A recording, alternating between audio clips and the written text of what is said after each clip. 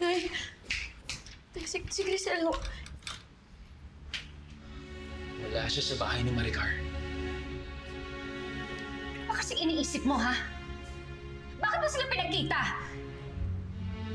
Sabi ko kasi ni Ma'am Maricar na palalayain niya ho kayo kapag ginawa ko yun. Napag-usapan na natin to, hindi ba? Di ba hindi ako pumayag? Sabi ko hindi ko ibibigay yung kapatid mo kahit mabulok pa ako sa kulungan. Bakit mo ko sinuway? Bakit ka hindi nakinig sa akin, ha? Nay, kasi mali ho na ipinagkakait natin si Cheska kay Ma'am Maricar. Mali ho na ginagamit ni Grisel yung katawan ni Cheska.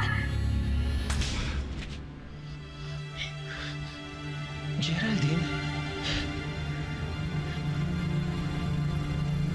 Oo na! Mali na kung mali!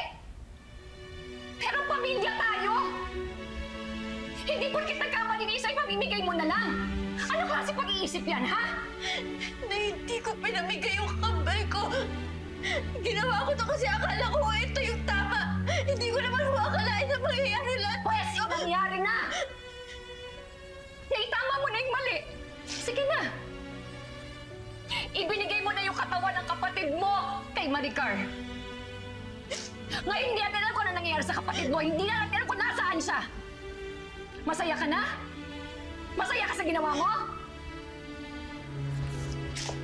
Je...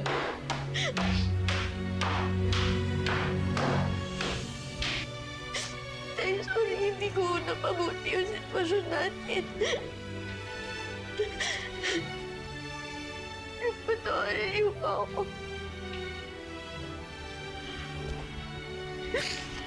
Kasan... Intindihin mo na lang muna ang nanay mo. Talagang mabigat para sa kanya lahat ng nangyayari nito. Alala lang siya. Para kay Grisel. Tayong lahat naman dito, di ba? Kaya sana ikaw na lang muna umunawa.